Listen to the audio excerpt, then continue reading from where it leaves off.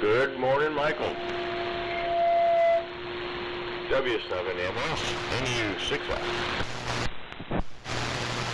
Well, good morning, Ron. Nice to hear you on this beautiful day. Beautiful morning, and that's new for us. I'm Dave out there identifying, but life is good. NU6F with W6MQI, W7MS. Hey, good morning, guys. W6MQI. Trying to stay cool. I got the fans blowing in the shack here. Well, absolutely, Dave. I think after a couple of days now, I'm starting to, normally in the wintertime it's cold soak, but now it's turning into heat soak. Yeah,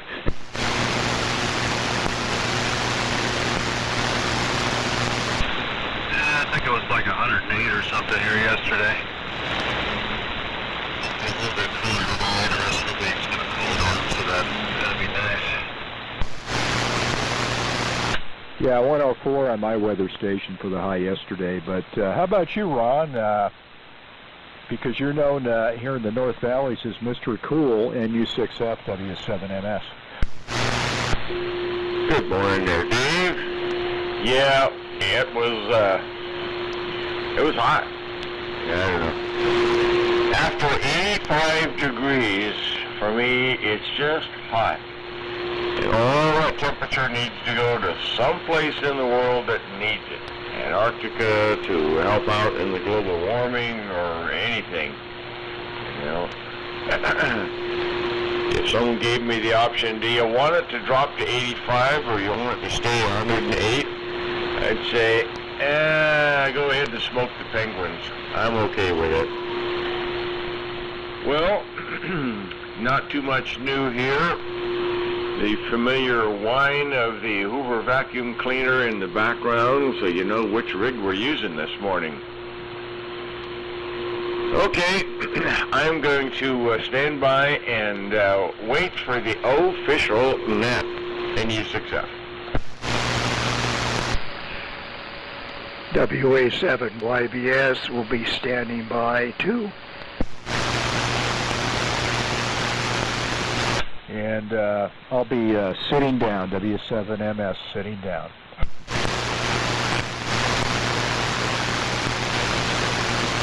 Yeah, W6MQI is warming his seat too.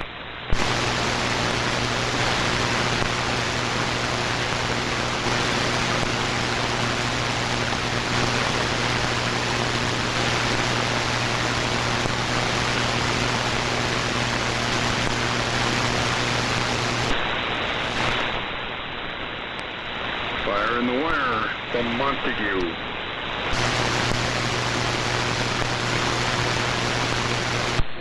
Good morning, Bob. Is it a sunny day or a cloudy day in Montague?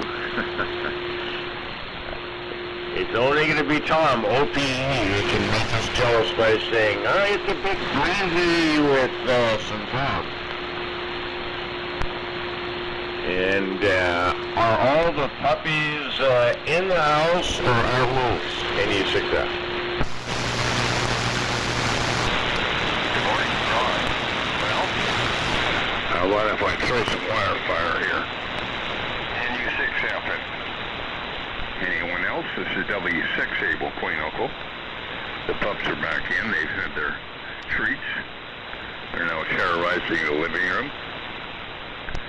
I was in here earlier, but frequency was occupied there. So anyhow, the sun is actually much closer to the Earth than it has been. If you can believe this, 114 degrees yesterday. It's going to be the same for another couple days. But I don't believe we've ever seen that before. 114. Just unreasonable.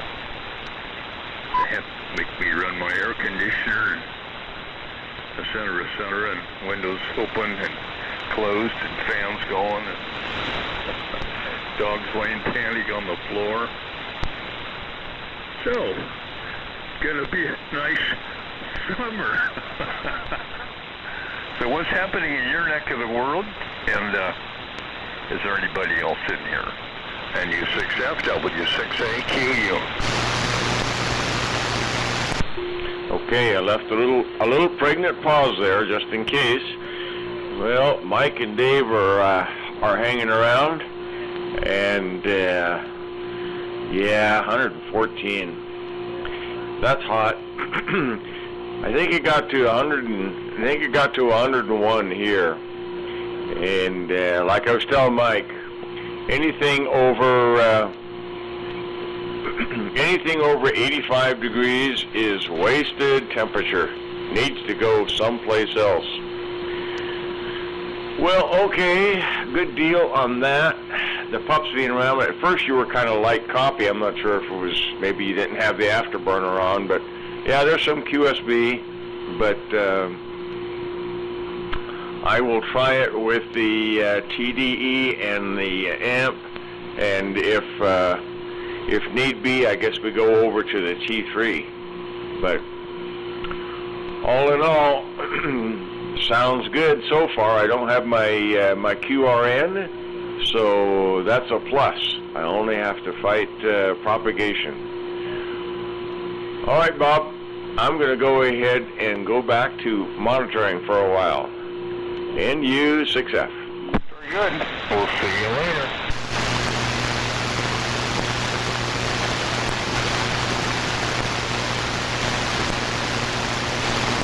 Well, and good morning, Bob from Reno. Good signal when you got fire in the wire. Nice to hear you, W7MS.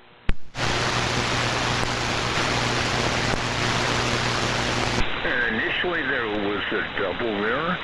Good morning, Mike. The other station, go.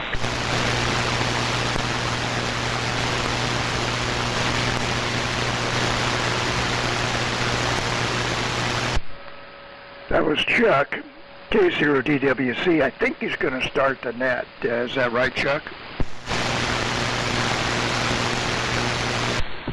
Oh, hey, Henry. Yeah, I was going to go ahead and get it started. I've been listening. I've got you guys all down on the sheet.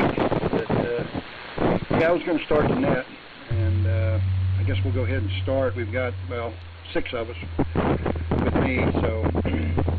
Anyway, good morning, guys, and everybody's got a boom signal in here this morning. No problems at all. So, anyway, we'll go ahead and get the net started. This is K0DWC, and I'm Chuck, and I'll be your net control this morning, and we'll be on 3.974 megacycles. And you guys know the spiel, everybody that's here, so I'll give you the rundown as I have heard people. So here it goes. Number 1 is Dave, W6MQI. Good morning, Dave. Number 2 is Mike, W7MS. Good morning, Mike. Number 3 is Ron, NU6F. Good morning, Ron. Number 4 is Henry, WA7YBS. Good morning, Henry. And number 5 is Bob, W6AQU. Good morning, Bob. Like I said, everybody's got good signals so far. And we'll see if there's a number 6 out there. If you want to be number 6 for the Vintage Military Radio Net, come now. WA6OPE.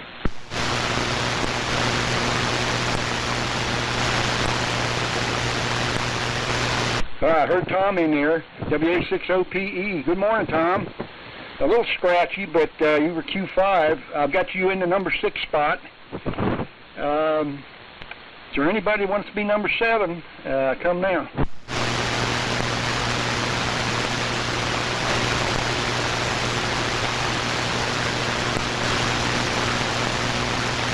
Okay, nothing heard. I'll check at the end of the first round, see if Bill is he's usually been last here lately, but we've been starting a little early, but no biggie. Okay, let me give the rundown one more time with call signs. Number 1 is W6MQI, number 2, W7MS, number 3, NU6F, number 4, WA7YBS, number 5, W6AQU, and number 6 is WA6OPE in the 6th spot. So Good morning again, fellas, and we're running the standard station this morning, ART13 D104 mic. Starting out with the ARR7 R45 receiver, but I've got the R388 on the loop as a secondary receiver, so loop's working real good as well. You guys are a lot louder on that, that's for sure. But 200 watts and running through an inverted V. So that's my rundown. So with that, we'll get started. Excuse me, and we'll go to Dave. Dave, how's things over in Livermore? Sounded like it was hotter than Hades over there. W6MQI, K0DWC. Yeah, K0DWC, W6MQI. Yeah. It was 108 yesterday, I believe. And supposed to be like 103 today. It's going to start cooling down. I'm ready for some cooler weather. Can't really go outside and do much when it's when it gets warm. But let's see. Good morning, everybody. Mike, Ron, Henry, Bob, and Tom. Everybody's sounding good here in Livermore, and we're on the TCK this morning. And be listening with the Collins 75A4 receiver. And I got the fan in the doorway trying to blow some cooler air in here. Opened up the shack this morning, I was like, oh my god, stale, hot. It's usually pretty cool in here, but it was pretty warm.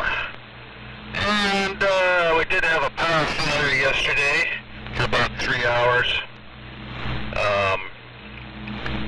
Only 53 customers, starting at my house, of course, and worked its way around the neighborhood. But more on that later. Turn it to Mike, W7MS, W6MQI. Well, thank you, Dave. W6MQI, W7MS, of course, Mike and Reno. Well, good signal from all up to this point. Good morning, Chuck.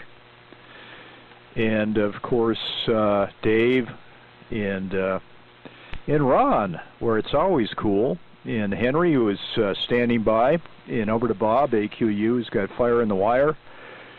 And OPE, who I hope is having a low noise threshold and good signal-to-noise ratio this morning. Also a message for Tom, received the box, the care package Friday. Thank you much. We'll be talking on the twisted pair here in the near future. Also, on the subject of the choo-choo train, I booked a visit to the Portola Railroad Museum for midweek when the choo-choo's in town, to pay it a visit, and also on the day previous we'll be doing some photo shoots of the choo-choo. And this morning, running back to the radio gig here, running the RCA BTA 250M broadcast transmitter, a pair of 813s by 813s, and the PA, about 325 watts of carrier. So that's the transmitter, and the receiver is the National Radio Company Incorporated HRO 600, produced in the death throes of the infamous National Radio Company. Microphone's a 74B ribbon microphone. So that's the quick rundown. We'll save the temperature report and anecdotes on heat waves for the next round. So, over to you, Ron, NU6F W7MS. Okay, good deal, guys. Yeah, warm. And okay, Mike, on the on going to see 4014 Big Boy, yeah, Larry and I were planning on going. I still don't know if Anaya's going to be motivated enough to go. We usually go up to the Rail Museum if we're camping over at Frenchman or Chilkoot, and if the weather changes and it rains, why, hey, let's go over to the Rail Museum. But yeah, I hope we get a chance to find some parking. I imagine it's going to be pretty packed up there. Anyhow, rig this morning is the TDE, care of good old Farnsworth TV and Radio, Fort Wayne, Indiana, and the RAL 5 RCA 1939 contract the long wire, and with the afterburner on the TDE, we've got a mighty 130 watts of carrier. All right. I know Bob hears, and I know everyone else hears, and Henry. So we'll see if Tom can hear down in cool Richmond later on. With that, take it away. Dayton number 2, WA7YBS, NU6F. Okay, Ron, NU6F, WA7YBS, okay. Yeah, well, good copy on everybody. And Mike sounds incredible. Yeah, really good. And, of course, Ron is pounding in there very strong. Dave is, not as strong as usual, but still pretty strong signal. Bob is Q5, doing fine in here. And so is Tom, WA6OPE, is doing fine. Chuck, of course, is just a little ways down the road, across the highway. So he's always strong. Well, we're running the ART13A today, 130 watts of carrier. It's the Stuart Warner contract. You know, they built a few of them, especially the ones for the Army Air Force. So the A's was a lot of Stuart Warners, and that's what this one is. And of course, it went through SAMA several times and still survived. So yeah, here it is, producing 130 watts, courtesy of the Dynasim, the solid-state stacked power supply. That's the only fan I have running today, is the blower in the 28-volt supply. And so we didn't want to run 5 fans today. Receiver is the HRO7 National receiver, and it is the black wrinkle finish version of the table models, which is a very rare version. I think they were built to go with the standard black wrinkle finish, which was the rack mounts. And I think there was a contract somewhere along the line, airport or something like that, wanted to have some matching table models. Anyway, there's a couple of these black wrinkle finish table model HRO7s kicking around, but they're pretty scarce. The antenna's a collinear array, 2 half-waves in phase, and the microphone is a D104 on an amplified bass. Well, that's pretty much the rundown. Let's see. It was 104 yesterday here in Dayton Valley, but it wasn't 104 all day. You know, we started out in the morning at like about 50-something degrees, 58 I think it was, or 56, and didn't get to 100 until, I don't know, it was about 2 o'clock or so, and it started dropping out of the hundreds about 5:30. So it was hot, but it wasn't hot for very long. You know, it wasn't 24 hours a day of over 100. Like a lot of times you get that impression from the forecasters. But yeah, it was a little warm for a little while, but that's summer. You know, it's July. What can you expect but that? Anyway, let's shoot it up to Bob. W6AQU. How you copying there, Bob? WA7YBS. WA7YBS. W6AQU. 5/9. Good audio. And morning to OPE. Good signal in this morning. Of course, Ron is on the TDE. Mike is very strong. And Dave, MQI, you're pretty good this morning on the TCK7. There you go. Well, on the temperatures around, I'm surprised at Livermore was just a paltry 104. Well, you guys are much better. And I'm quite surprised that we're as high as we are. It's almost like it's insane. For 2 or 3 days, it's just been awesome. I don't see any relief here for quite a while. Unless you want to go to the beach, but that would take quite a while to do that. All right, let's see. We're running single 3500Z this morning. I'm not sure the antenna. know exactly what I left it at. We're in the house, in the den, and the switching is in the shop. We could be on the extended map, or we could be on a half wave off the tower, but it's working. Let's see, we're done with the mowing. Glad to have that done. And we started on the weed eating. We have one of those battery-operated DeWalt, which are very powerful. Over an hour, then you can switch out the battery. But I'm running 85,000 trim line, and that really works. Gotta wear boots though when you run that thing. It likes to pick up rocks. So that's what's happening over here.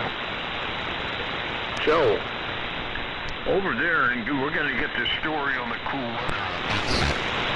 WA60PE.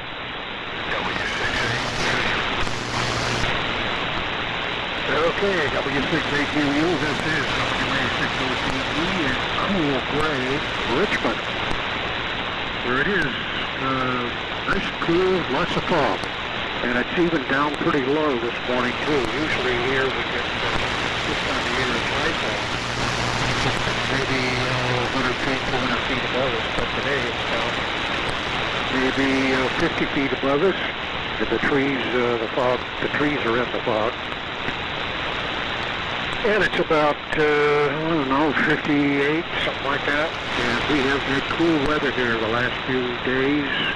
The warmest day we had, I think it got up to 88 one day. The next day, the sea breeze kicked in about 1 o'clock in the afternoon and kept it nice and cool, and it was, you know, like mid-70s. Very nice, perfect Richmond weather. And then, let's see, yesterday, day before, 4th of July, the fog came in at night, and noticeably, but it didn't come in until about 8 o'clock at night.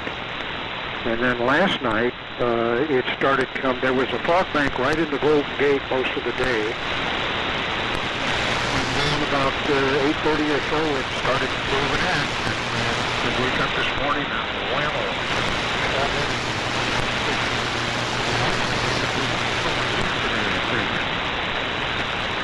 So that's the weather report here from beautiful, cool Richmond. And the weather here, that's why I live here actually. That's why I decided to live here, the view and the weather. And I grew up in Concord in Martinez, hotter than hell in the summertime, no air conditioning in those days. I don't know how we did it, but we did. Didn't know any different. That's the key when you don't know any different. So let's see here. Pretty good, except for that patrol, who's about 2-3. Up and down, and I hear some kind of noise too. Sounds like intermittent audio or possibly RF, although the S meter doesn't show that. Let's see, everybody else is 2-5. Top dog is NQI as usual. And I would say it would be YBS would be next. And Bob AQU, nice signal. Nice signal down here. Let's see. I think it's nice to hear a broadcast transmitter on the air. That's a oldie too. An oldie but a goodie. And sounds good. I think you said you got the package. And so everything for the project. And let's see what. Oh, Henry, yeah, I went. Well, as you know, I looked at the Howard site on your website and gathered a lot of information about a thing that I didn't know much about. And lo and behold, I thought it jogged a memory. So I went down below and started digging through the BC 1306 GRC9 file. And sure enough, I pulled up a receiver that was made by Howard, and a cabinet for a BC 1306 was made by Howard. appears I do not have the transmitter, the BC1306 transmitter that was made by Howard, although I'm going to look a little more. And kind of surprises me that I would have a cabinet and a receiver, although they did mix them up a lot. When you find a receiver made by one manufacturer, transmitter made by somebody else, and the cabinet made by somebody else. So, yeah, anyway, Howard, and the contract on those BC1306s, most of the contracts that I've seen have been 1944 contracts. So, and I think there was just one or two at the most contracts on those, and then they were superseded by the GRC-9. And I do have a GRC-9 with a 1946 contract. So, they realized that they had to do something a little different. So let's see, what else? 4014. Yeah, you know, I haven't made up my mind. I think I'm going to go, my wife wants to go too, believe it or not. I think we're going to go to Papa. Watch it go. They're pulling into a pool on the way back. So I think that's what we're going to do. If I lived up there where you do, I'd go to Gerlach. Beat the crowds. So Portola, as you just expected, is going to be a huge race show. And there's going to be, I don't know what the situation, since I've never been to Portola, but the situation on the highway, I don't know whether the highway parallels the radio or the railroad or not. But if it does, that's not good, because you're going to have the idiots that are going to be pacing the train, and that is a really bad scene. And in the early days, back in, when was that? Back in when the Centennial, yeah, 4449 with a Freedom Train. God, the chasers. After that, the World's Fair with the safety took a special mail. That guy wrote that, bought a ticket for the train. Bought a ticket, we rode it from Sacramento to San Francisco. And behind 4449, no diesel. And of course, it's fun to watch it from the side, outside, not on the train, because you can't tell what's going on. But anyway, 2014, looking forward to that. Never seen it, and I certainly, not too many people remember when those things were actually running. And off the top of my head, I don't know how long they ran them. I know they were built from World War II for Sherman Hill from Cheyenne to Ogden, and dragging 100-car freight trains. So anyway, looking forward to that. And the Challenger, the 3985, and the 8444, the I've been to Sacramento a couple of times in the past. In fact, I have a picture of the 3985 and 8444 in Colfax, which is where I was out Kings West. Used to have a good friend. We used to chase trains a lot, especially steam, mainline steam. So anyway, that's the rundown here at beautiful, cool Richmond. Oh, God. Anyway, back to net control. K0DWC WA60PE. Okay, Tom. WA60PE K0DWC. Tom, I shut off a few things. Is my audio any better? Well, the Sidewinder is just slithered out from under a sagebrush. Yeah, I heard him. Yeah. Is my audio any better? I turned some things off. It is at the moment. Okay, that's probably what it was. Okay. I had some stuff going in here, fans and all that stuff, and I think that's probably part of the noise that you heard anyway. But, okay, if you're good with it, I'm good with it. Thanks. Okay, all right. Oh, by the way, you have a good signal in here now, Tom. No problems at all. You're loud. So everybody's got a good signal still. So let's see if there's a number 7 out there wants to check in. Want to check in for the end of the first round. Vintage Military Radio Net, come now.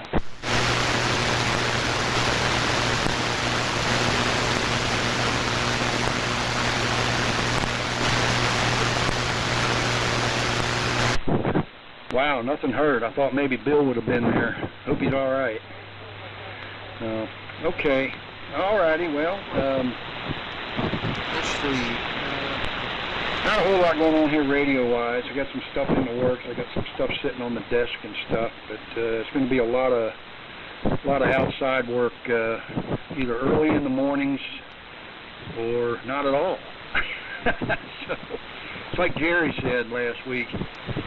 After about 10 o'clock, you might as well just hang it up, you know, when you're out there doing work. So I don't know what it got to here yesterday. I know what Henry said his temperature was. I'm not sure what ours was. It was probably within 2 or 3 degrees of him.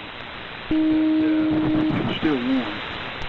Anyway, I stayed camped out in the house, sitting in the air conditioner. Anyway, let's go ahead and start round 2. We're back up to the top to Dave, W6MQI. Dave at TCK, sounds great, man. Great job. That's a great signal. Go ahead. Alright, K0DWC W6MQ. I just checked my frequency there, a little off. Interesting on the train information there. And my grandfather worked the rail yards in Cheyenne. And my mom talking about taking my for our lunch and seeing all those big steam engines and stuff out there. And he ended up retiring from the rail industry. And I had an uncle that was based out of Evanston. Worked his way up to engineer. I don't know where the engines ran that he ran, but I'm sure he went into Utah. I seem to remember that mentioned in the past. So who knows if he ran any of those engines you guys are talking about. Don't know. But let's see. I guess you guys had a little excitement up there around Carson City. The twin-engine Aero Commander landed on the freeway yesterday, ran out of fuel. Was out doing a sightseeing tour around Tahoe and such, and had one of the engines quit. And he was heading back towards Tahoe and had to hang a U-ey and landed on Highway 50 there. So that was, luckily, was a safe landing and nobody got hurt. Yeah, not much going on here either. I've been working on the RAO5, stripping parts off it, cleaning things now. I've been taking a few capacitors and pulled that main tuning capacitor out of the unit. Boy, that was fun getting out of there. Got down there to remove wires. I got everything cleaned up and I put it back on, got it all soldered up, and realized I forgot a wire for the first RF box. Oh boy, I had to pull it off again. So I can get one wire hooked back up, but it's all back together now. Other than that, that's about it. Yep, been warm, and I'm looking forward to the cooler weather next week. So that's a good sign that we got fog coming through the gate. Yeah, Chuck, I think your ART-13 sounds good here. I was going to mention it the first time around and forgot. Your audio is actually really clear. I think I did hear Bill, so maybe right after I drop it here, you can pick up Bill. I think I heard him in there. So, but anyway, that's about it. I'll leave a pause here, and then we can send it over to Mike, W7MS, W6MQI. Hey, Mike, I'm going to stand by for just a split second here. Let me see if Bill's there. N6BCT, Bill, are you on frequency? Yes, I'm on frequency. This is N6 Bravo, half moon day, and 25 watts. Well, he's there, Chuck, sort of. Yeah, Mike, I heard it in there, but I couldn't understand what he was saying. I didn't know if he handed it back to me or if he handed it to you. But go ahead. Bill, I've got you in the 7th spot, sir. You'll be handing it back up to me, K0DWC. So W7MS, go ahead and take it. Thanks, Mike. Well, thank you, Chuck. I'm glad you heard him. Yeah, he's a little rough here this morning, but come on the Bill on Half Moon Bay. Nice to hear you. W7MS here. Well, we'll try to cover all the comments. Yeah, on the Aero Commander 500, what a landing. Basically, it looked like it was in front of Henry's house there, Henry and Sharon's place, and down the road from Chuck. But I thought the cool factor was they made the decision not to refuel and take off from the highway, so they had to tow that thing back to the Silver Springs Airport to refuel the Aero Commander. So quite an adventure, and of course a good homage to Bob Hoover, who ran the Aero Commander during air show exhibitions, where he would feather the props and shut off the engine and do some aerobatics and land dead stick on the tarmac there at the Reno Air Races. Saw that a few times, and pretty amazing. And I guess a salute to the late Bob Hoover there in Dayton, Nevada the other day. Comments on the choo-choo. It's doing an overnight stop in Portola. It's going to come up the day previous, unless I've got that wrong, so there won't be the turnout bum rush along Highway 70. And no thanks for driving the Gerlach. For the trip up, I'll either do Sand Pass north of Pyramid Lake, or maybe Huron, somewhere in that stretch. And up towards 70, especially the tunnel shots up at Reno Junction. That'll be just packed with train nuts. They're another extreme version of home nuts. But we'll see how that works. And yeah, on the heat wave, it's interesting because I've been overrun with rodents. I have to tell, I had a nice conversation with Larry and Ron over lunch, but I won the war with the meadow moles. It was a high body count, and there's been no mole activity for the last couple of days. I also begged that, coincidental damage, a lot of mice. But the voles, I got one tricky vole out front that's destroying my perennial plants.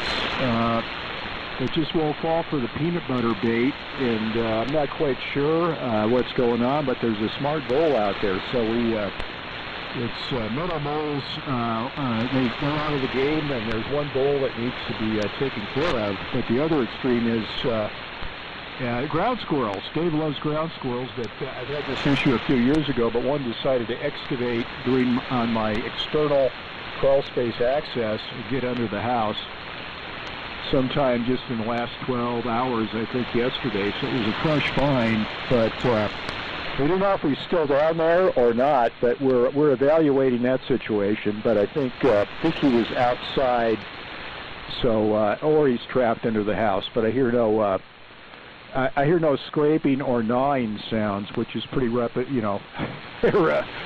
they love to excavate and explore, so I think he's outside. But I think that's all due to the high temperatures and lack of spring and summer rain activity from thunderstorms. The wildlife's on the move also. They're feeling the pain. And comment, I got a big box of porcelain goodies from Rex K7MFW at the swap meet. Here, Mike, take this. Freebie parts. But what I did is, what was really cool in there was some aircraft antenna insulators of Bendix. What is this? it's a Bendix MT-48-C, so which is not truly exciting. But what I found interesting was when I did a Google search, I came up and found out there was, at least in the past, a group of folks who actually had a newsletter that collected antenna insulators. We're not talking bottles or pole line insulators, cross-arm insulators, but in the name of their, and I'm sure somebody's familiar out there, but the name of their newsletter was Old Familiar Strains, a newsletter for collectors of radio strain insulators and related items.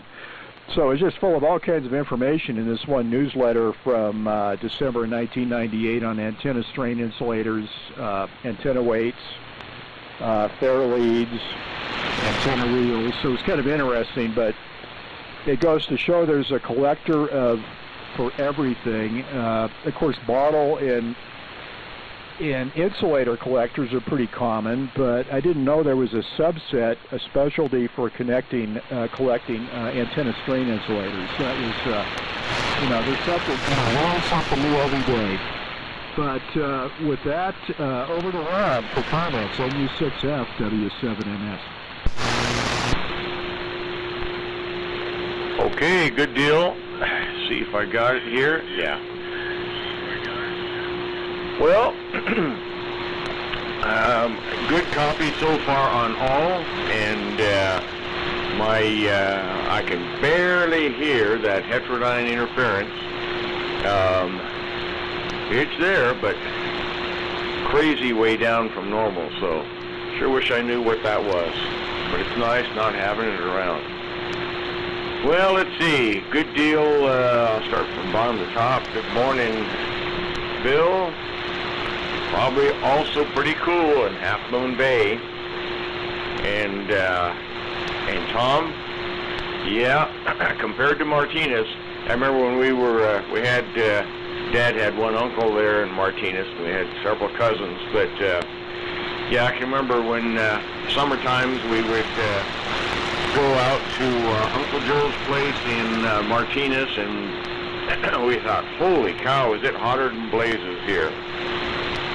But yeah, and yeah, as far as the train, yeah, we'll see how it works out. I don't know. Like I say, they're going to be there all day, so I was hoping, well, hopefully we'll find a time spot when it's going to be possible to get close. And yeah, as far as this, and then your BC1306, that's your Howard connection, having a receiver and a case. You know, and on the steam engines, I've got one piece of steam engine. Remember the good friends that I worked with for years, Gordon and his wife, both of dads were engineers for SP. They're out of Roseville. And one of the things I have is I've got one of the Edison batteries from one of the steam engines. Gordon said his dad probably got it in the 40s. His dad retired in 55. But yeah, he said, you might be kind of interested in this, Ron. So it's a 6-volt Edison battery in a nice little wooden case they made there at the shops. And it was a, nickel iron with a sodium hydroxide electrolyte.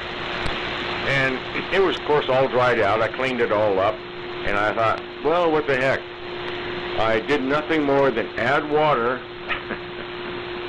and that thing took a charge. And yeah, it worked fine. Totally dried out for at least 50 years. And yeah, it still worked fine. The cells weren't shorted. Each one of the cells had a good charge on it. So that was kind of cool. I think I know their power to weight density wasn't that great. And of course they were much more expensive to make. So they never won out versus the lead acids, but that's my connection to that. And Bob, okay with no more mowing or weed eating? Well, now you're doing the weed eating. Yeah, look out for flying rocks. Gosh, they almost all replaced the strings on those string trimmers there on the island, and everything was just a straight blade. Yeah, one horror story. My next door neighbor, blade broke, darn near severed half his leg, and he was recuperating for 6 months after that. So maybe a pain changing out the string, but it's a lot safer. Yeah, Henry, I don't hear the fans blown away, so you must have them far enough away where it's not causing a problem. Mike, War of the Moles. Well, my neighbor and I have caught and relocated, how many now? 4, 5. 5 squirrels safely trapped and relocated, and I still have just the corpse of the one that a hawk took care of, and it's sitting up on top of the magnetic loop. Speaking of which, doggone it, I forgot to try that last week. I'm going to try it now. Okay, I'm on the long wire, and now we are on the loop. On the loop, so I don't know if it's much difference one way or the other. Well, let me take a look and see on the. I don't know. I think maybe it's a little bit better on the loop. Anyhow, but I do still have the squirrel tail hanging off of the very top of the magnetic loop. Maybe that's helping things. Okay, with that, over to Dayton Airport, WA7, YBS, NU6F. Okay, Ron, NU6F, WA7, YBS, very good. And good morning to Bill. Good signals from everybody, but Bill is a little, well, not light, but just difficult to understand. Yeah, that airplane landed down there by the Padera Ranch, which is right at the base of Dayton Hill. So I don't know how the guy did that, but anyway, it's it's got to be at least 20 miles out from there out to Silver Springs, to the Silver Springs Airport, and I guess they had quite a traffic congestion behind that airplane. Well, they towed it from Old Town Dayton all the way to Silver Springs, so that was quite a haul.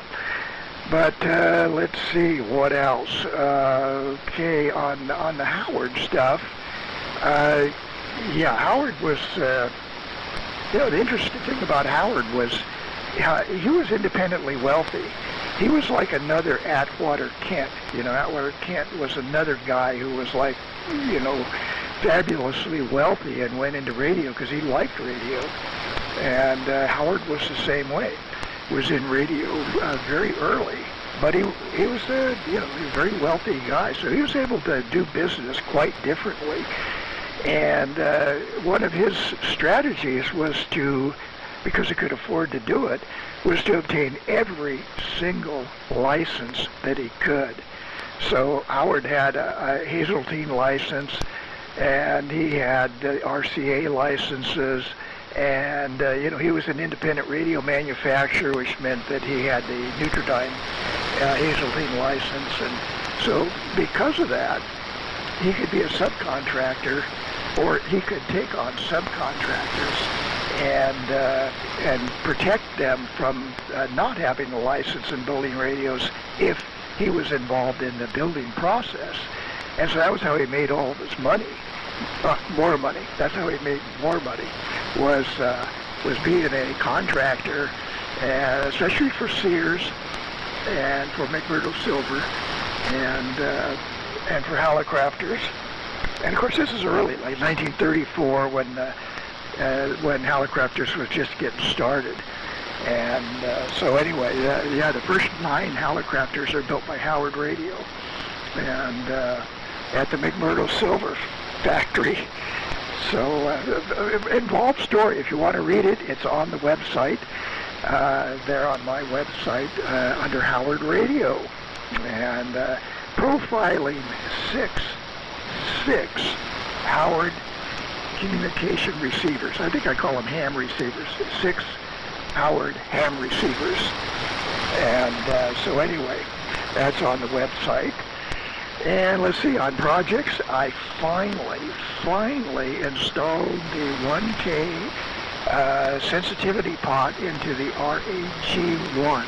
That's the high-grade Sylvania 1933 Navy long-wave receiver. And I got the original power supply for that thing last year, only to discover that some of my assumptions in the circuit were not based on what the power supply was, but what I thought the power supply should be. And of course it ran great on a bench power supply, but once I got the original power supply, well, things changed. And it needed to have the sensitivity pot changed from 25K to 1K. Anyway, that was installed. It runs great with the original power supply now. So everything has been brought up to date there on the RAG-1 1933 Weirdo radio by Sylvania. Obviously the Navy was extremely disappointed. It doesn't look like this radio would survive really more than about a week at sea before it just went all to pieces. It's just not designed for a shipboard, as a shipboard receiver. So it's not surprising that they had a expected life of maybe a year, maybe 2. And so anyway, story about the RAG-1 is also on the website. And with that, let's see, not too much else going on. I did order a new, not new, but a 5K long shaft with switch potentiometer for the Howard 450A. And that's the RF gain control and on-off switch. And it's pretty well worn. Came with a fine one on eBay. Only trouble is, with all of that combination of a long shaft, 5K, 2 watts, and a switch, the pot's coming from Greece. So anyway, we'll see how that goes. Guys got good comments, so we'll just have to see how it plays out. But I should have it about a week or 2. So anyway, that's the projects. Let's shoot it over there to Bob, W68QU, WA7YBS. Very good, Aaron. WA7YBS. W68QU. Interesting comments here at the frame. Because it's still a sign down along the highway. Coming out of Wairika there, or all the time, I guess. I don't know. But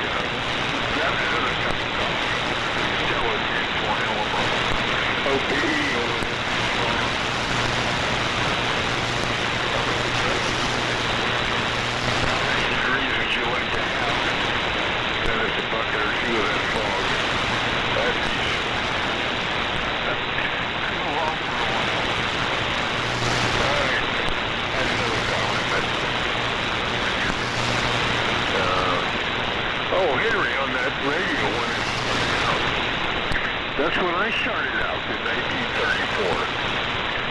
So I'm on a 8-year-old radio. All right. Over to Richard. Sable, Queeduncle.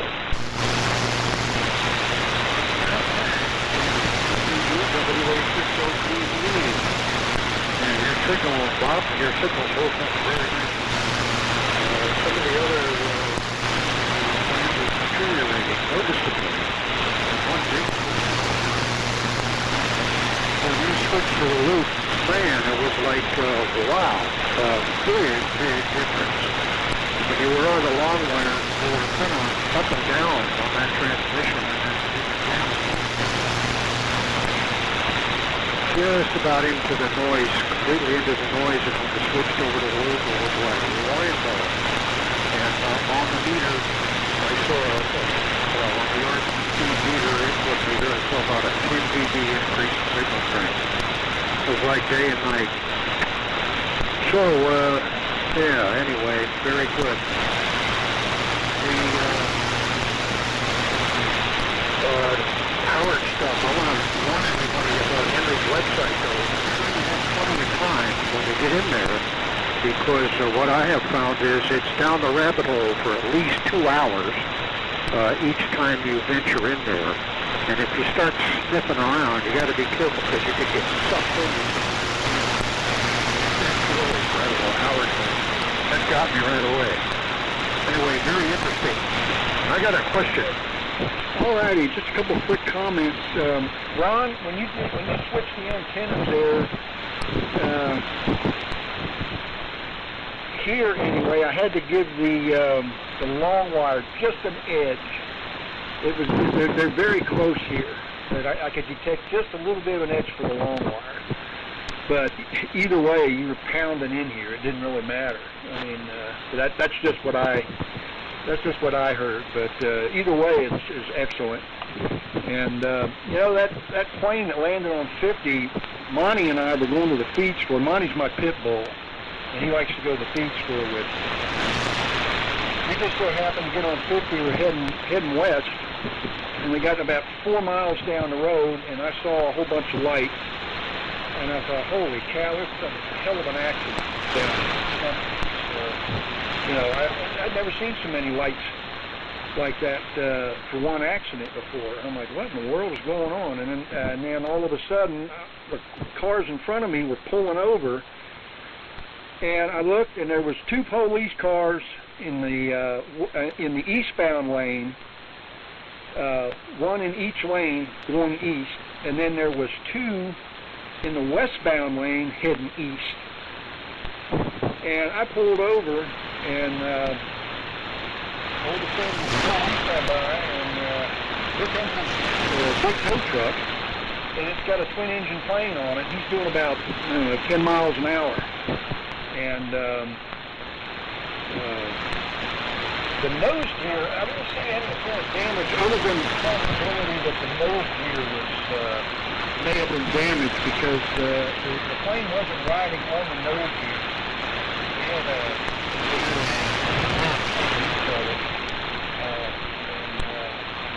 I happened to look, and I thought it was pretty funny. The people that were flying the plane, they were still sitting in the plane while it was being towed. Like, well, what the heck? I mean, that's as good a place as any, I guess. But the guy was probably better off doing what he did, because he couldn't have landed that plane at Dayton Airport. That Dayton Airport, it's only got enough room basically for single engine planes and gliders, stuff like that. Anything that's twin engine, I guess they frown upon that pretty good at Dayton. But I was wondering where they were going, and I figured it was either going to be Silver Springs or Fallon. And I thought, man, if it's Fallon, boy, they got a long day ahead of them. But anyway, the one wing was overhanging on the westbound lane, and it went past the fast lane in the westbound lane and was just slightly getting into the slow lane on the westbound lane. So, you know, the police didn't have much of a choice there, but there was a traffic jam probably about a mile, I guess, when I went through there. When the plane went by, we all took off again, and it was about a mile long then. But when I went to Carson and came back, everything was gone. I don't know how far they had gotten, but everything was gone by then. So it was pretty interesting. Glad those people were okay. So anyway, all right, guys, let's do the 7-3 round, and we'll go back up to the top there to Dave. W6MQI to take it. 7-3 round, guys. Go ahead, Dave. All right, K0DWC W6MQI. Well, that's pretty funny, Chuck. Good story. That the people were still in the airplane as they were going down the freeway. Kind of surprised to hear that, but yeah, that's funny. But, yeah, yesterday I was going to mention the power went off around here around 2 o'clock, 1 o'clock, something like that, for about 3 hours. Just in our neighborhood, about 53 customers went down. Looking at the outage map, it started at my house and kind of went around the neighborhood a little bit in a U-shape. Well, about 10 o'clock last night, I was out in the living room, and the wife was back in the master bedroom, and she comes out and she goes, "Somebody's jackhammering outside our window." I said, "What the hell?" So I walked out, and sure enough, PG&E, they had like those 5 trucks on the side of my house. They were jackhammering the sidewalk. And I walked out, like, what the hell's going on? Apparently the reason the power went out, there was, you know, all the electricals underground around here. Apparently there was a short in the wiring down underneath the sidewalk. That's happened. First one was in front of my house, and this was on the side of my house, but they did not finish working until 4 o'clock this morning. I had to sleep with my noise-canceling headphones that I use when I fly. But jackhammering for, God, like an hour or more. Then they brought in, of course, the excavator and this and that. Oh, my God. So I didn't get a whole lot of sleep last night. So that's what happened here. That was the big excitement. But anyway, Ron, I'm going to say the loop sounded better here. The loop sounded better than the long wire. I concur with Tom on that. with that. Anyway, 73 everybody, and we'll talk to you next week. So over to Mike, W7MS, W6MQI. Well, thank you, Dave. W6MQI, W7MS. Well, still good reception from all, but the propagation's changing as expected, mostly reflected on Chuck, and of course Tom and Richmond, no surprise there. And of course, no difference in antennas here at this receive location, Ron. Sorry. What a surprise. But great comments there on the PG&E crew. Maybe they should have shared some of that overtime that they were receiving for all that work to pay off the neighborhood. But fine on the noise-canceling headphones, but you didn't mention about the wife. Maybe he had a pair, because I don't think it would work to share. That would not facilitate sleep, but interesting story. And also interesting on who signed off on that work when they built your subdivision, I guess. But you've been, I guess that was some time ago to trace back that situation. I will say 7.3s, fine on the Howards, licensing, rabbit holes, 500. The very first I got my answer yesterday on that, but that was my curious, were they going to have to de-wing and bring it out on a flatbed, let them take off from the highway? But no, there was option 3, tow it back to the Silver Springs Airport. So quite a show, unless you were late for your doctor's appointment. And and didn't have your cell phone to give somebody a heads up that it might be an hour or two before you were going to show up, but stay fully on that. So 7-3s from Reno, to be continued probably next Sunday. So over to Ron, NU6F, W7MS. Okay. Oh, what happened here? We got a sudden drop of power. Well, there we go, a little bit better. Let's see. Tweak. There we go. Tweak and peak. Okay, guys. Oh, I see what's happening. Okay, on voice peaks, I think the vacuum cap is sparking a bit. So, if I back off from the microphone, well, it looks like we're okay. All right, guys. On the yeah, that's funny, Chuck. On the the people inside the plane. Well, what the heck? It's probably more comfortable here than being crammed in the tow truck. And Dave, yeah, I was picturing that. So you had no power, no air conditioning, and all the noise from that outside. Yikes. Yeah, but I was thinking, well, there's a crew that probably earned their money. That couldn't have been a very fun job. At least they would have been a lot nicer at night, jackhammering out in Livermore on the concrete, looking for shorted underground primary wires. And Henry, okay, I looked at your website on the RAG hybrid Sylvania, and from a distance with the 2 meters, say, oh, it kind of looks familiar, but yeah, it's quite a bit different setup. And Tom, on the McMurdo, I also have, I think the only McMurdo silver thing I have is a McMurdo silver open wire Micromax. In fact, I used to use it up there, Colfax. I had it on my ladder line going out to the 160-meter loop. So I'm sure Henry can tell us who was McMurdo, who was Silver, what was the first name, what was the last name. I don't know. And yeah, it's interesting on the antenna. I noticed I think there's more vertical polarization on this on the mag loop, and I usually notice that too. During parts of the day, I can look at the SDR receiver, KFF, KPH, and yeah, I will see up to a 6 dB boost from on the mag loop. It seems like it's in selected areas, but all right. Well, if it's better in the Bay Area, we'll remember that.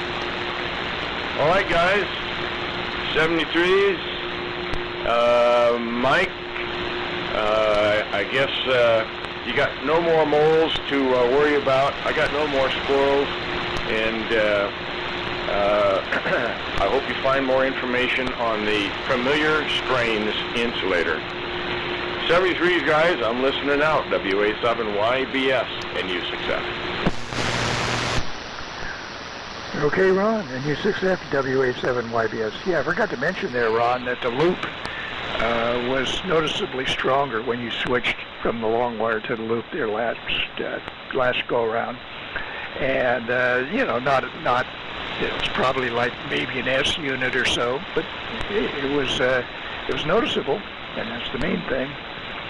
So very good on that. Yeah, McMurdo Silver, that was his real name.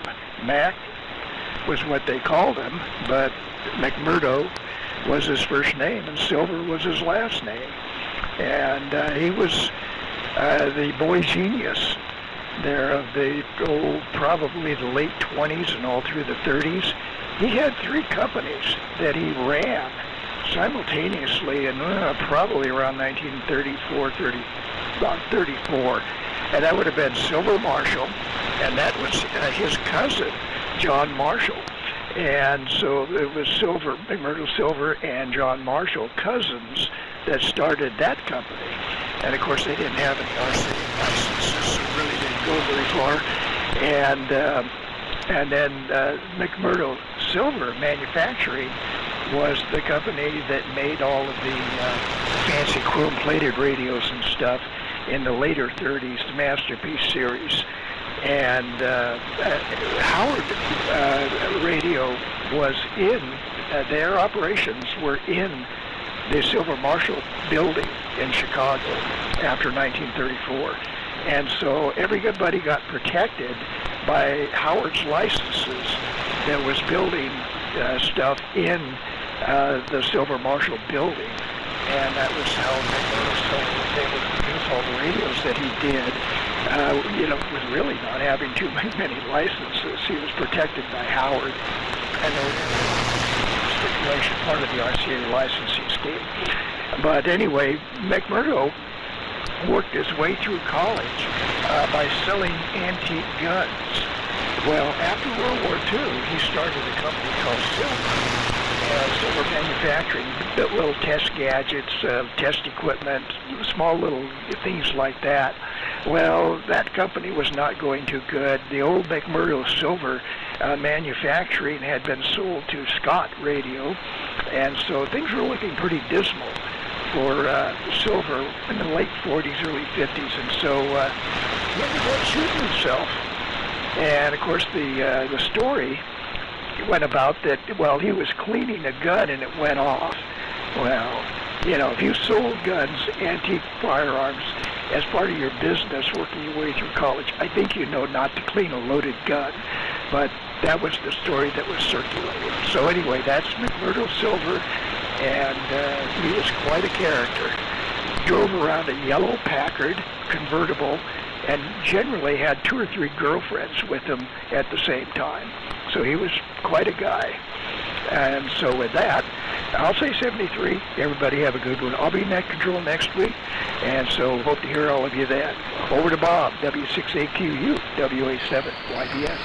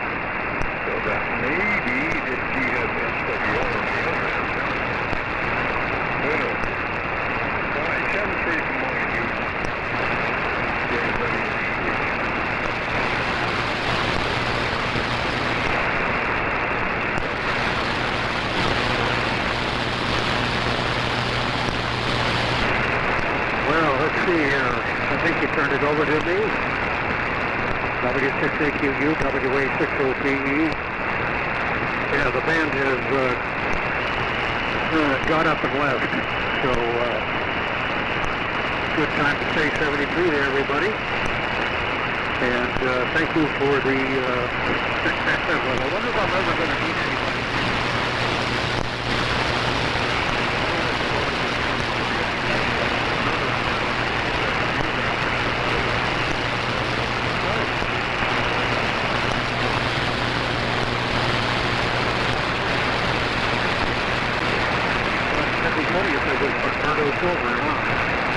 Anyway, 73, everybody. Yeah, conditions have really deteriorated, at least here anyway.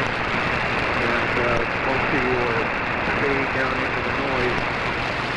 The noise is not as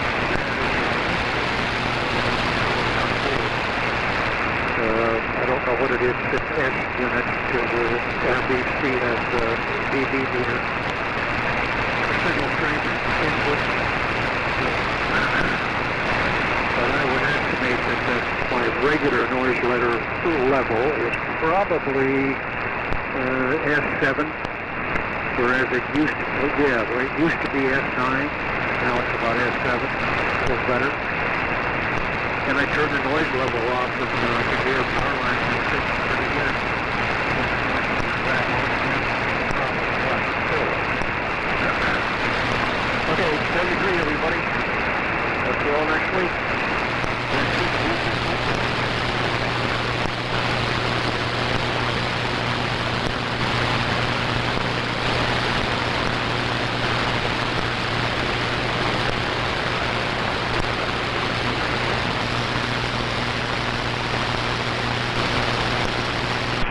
Okay, Bill, I think you handed it over to me.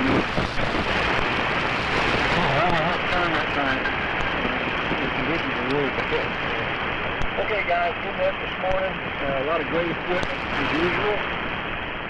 Appreciate all you fellas being there. Thank you very much for all that. You guys take it easy today, and by all means, watch the heat. Don't get too hot there, fellas. So take care. Have a good week ahead. And we'll, like Henry said, hit me up until next week, and we'll talk to y'all then. So I'll say my 7 trees, and we'll go ahead and sign off. And Henry, I'll give you a buzz later this afternoon, and we'll talk to you guys next Sunday. So this is K0DWC closing the net for today, and signing off. 7-3.